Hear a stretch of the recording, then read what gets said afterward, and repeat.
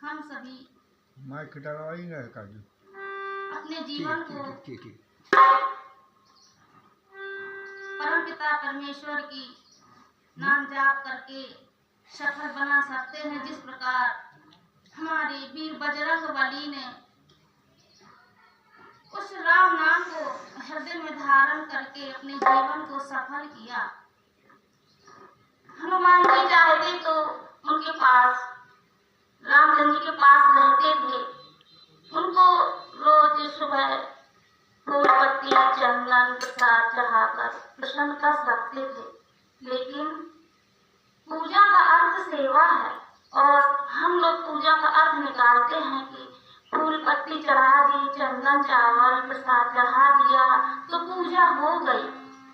नहीं, पूजा का तो सच्चा अर्थ है सेवा। उन्होंने राम की सेवा करके उनकी पूजा की, तो पूजा का गलत अर्थ हमने यही निकाल लिया। सच्चा अर्थ तो यही है कि भगवान की सेवा करके हनुमान जी ने अपने जीवन को सफल बनाया। जब वो सीता की खोज के लिए जाते हैं तो लोग कैसे जाते हैं?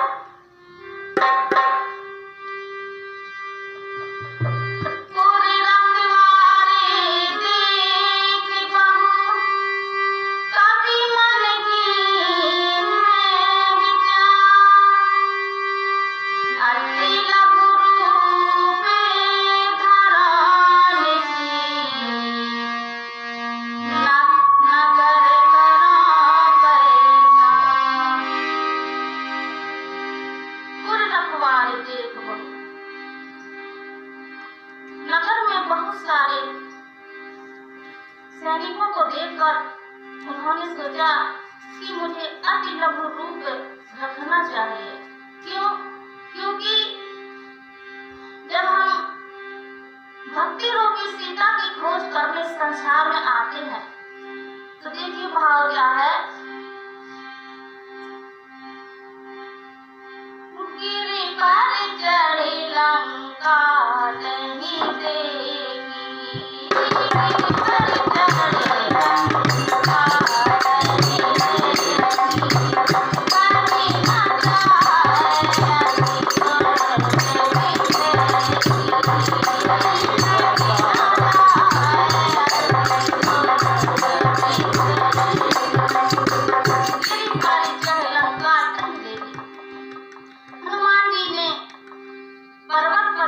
लंका को देखा तो बहुत सुंदर लंका थी, उसकी शोभा वर्णन नहीं की जा सकती।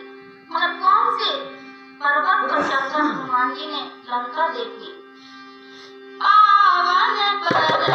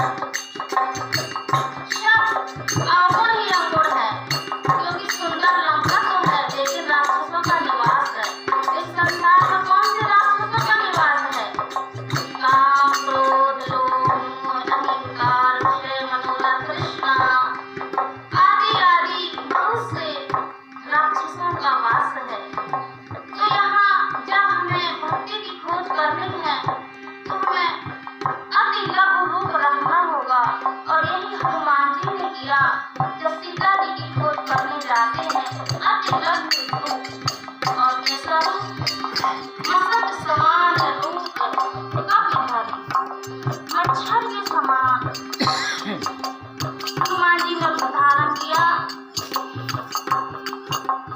और सीता जी की खोज के लिए निकलते हैं।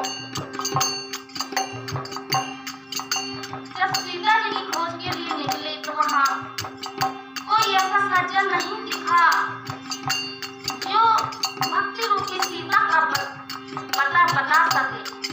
लेकिन जब मंदिर खोजते खोजते एक मंदिर में उन्हें क्या लिखा,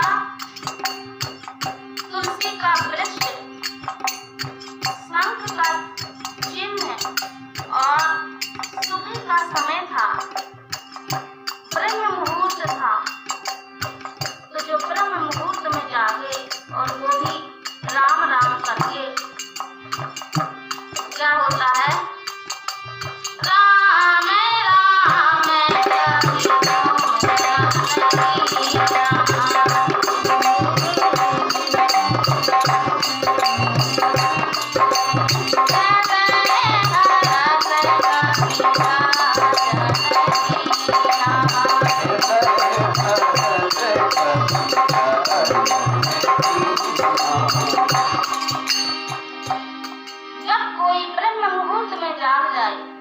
जब ब्रह्म मुहूर्त में जागते हैं तो रात्रि का एक पहर बाकी रह जाता है। तो जो ब्रह्म मुहूर्त में जाग जाए और राम राम का सुमिरन करे तो यही तो सज्जन की पहचान है। तो कहते हैं जो रात्रि के प्रथम पहर में जाग जाता है तो मानो कि जीवन भर तो हमने सारा जीवन व्यर्थ में नष्ट कर दिया, लेकिन कम से कम सुबह तो जाग जाइए, बुढ़ापे में तो जाग जाइए। तो यही संदेश है कि ब्रह्म मुहूर्त में जागें और जो दिन भर की थकान होती है तो हमारी सारी थकान उतर जाती है और मन बिल्कुल फ्रेश होता है। तो भक्ति में बहुत ही आनंद आता है। सब आपकी कृपा। जब कभी रात्रि के 10 बजे अगर आप फोन लगाएंगे तो ज्यादातर यही सुनने को मिलेगा कि अभी इस रूट की सभी लाइनें व्यस्त हैं। मगर कभी आप सुबह 4 बजे या 5 बजे कॉल कीजिए तो बिल्कुल लाइन क्लियर मिलेगी। इसी प्रकार जब हम रात्रि को भजन करते हैं तो थकान के कारण, दिन भर की काम की व्यस्तता के कारण हम अच्छे से भजन नहीं कर सकते। लेकिन जब हम आराम करेंगे और सुबह प्रातः काल उठेंगे तो हमारा माइंड एकदम साफ होगा और भक्ति में बिल्कुल अच्छी तरह से मन लग जाएगा। इसीलिए हमें सुबह ब्रह्म मुहूर्त में जागना चाहिए। तो विभीषण जी ब्रह्म मुहूर्त में जागते हैं और राम राम का सुमिरन करके बाहर निकलते हैं। तो हनुमान जी उनको प्रणाम करते हैं और फिर विभीषण जी उन्हें भक्ति रूपी सीता का पता बताते हैं। फिर हनुमान जी सीता जी की खोज कर लेते हैं। यही हमें और आपको करना है। राम नाम को हृदय में धारण करके राम की सेवा करनी है। मगर करते हम उल्टा है, सेवा करते नहीं। बुजुर्ग हमारे घर में परेशान है, दुखी है, लेकिन हम पूजा सामग्री लेकर मंदिर अवश्य जाएंगे। लेकिन भगवान कहते हैं कि आपने अपने घर में बुजुर्गों को खुश कर दिया तो वही मेरी सेवा है। और परोपकार वचन मन काया, दूसरों का उपकार भी मन वचन कर्म से कीजिए।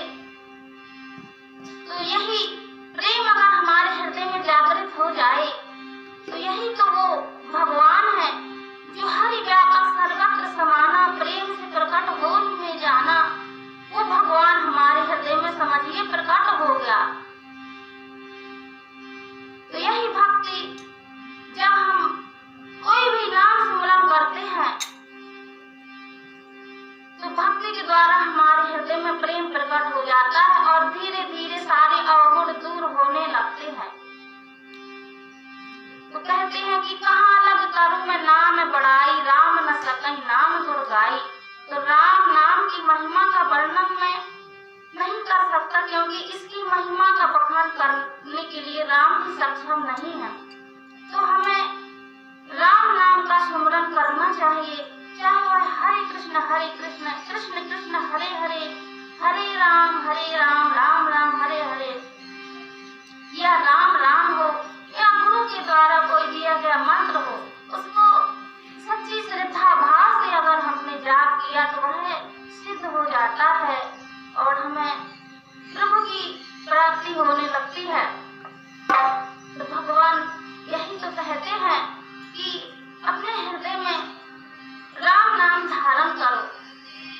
जब कभी अंतिम यात्रा निकलती है जिसमें जो पीछे सभी बाराती जाते हैं तो कहते हैं राम नाम सत्य है, राम नाम सत्य है, सत्य बोलो सत्य है, राम नाम सत्य है।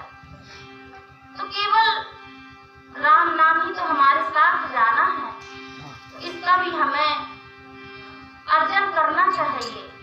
जैसे मीराबाई, शबरी, गुरु, प्रहलाद सबने नाम जप ही तो किया था। तो आइए मीरा जी के भाव सुनते हैं। उन्होंने भी राम नाम जप किया था और जब उन्हें राम नाम की अनुभूति होने लगी तो उन्होंने कहा था, पायो जी मैंने राम रतन धन पायो, पायो जी मैंने राम रतन धन पायो। उन्होंने ये गीत गाया था और उन्होंने दुनिया की परवाह नहीं की और वो सत्संग करती रही, क्योंकि दुनिया का काम तो कहना है, कुछ तो लोग कहेंगे, लोगों का काम है कहना। अगर कोई हरि नाम संकीर्तन की यात्रा में जाता है तो लोग उल्टा सीधा बोलेंगे, और अगर कोई हीरो आ जाए तो बिना बुलाए भीड़ इकट्ठा हो जाती है। तो इसलिए जब कोई अच्छा कार्य करता है तो जरूर बाधाएं आती हैं। तो मीराबाई भी इसी प्रकार दुखों को सहते हुए क्या कहती हैं,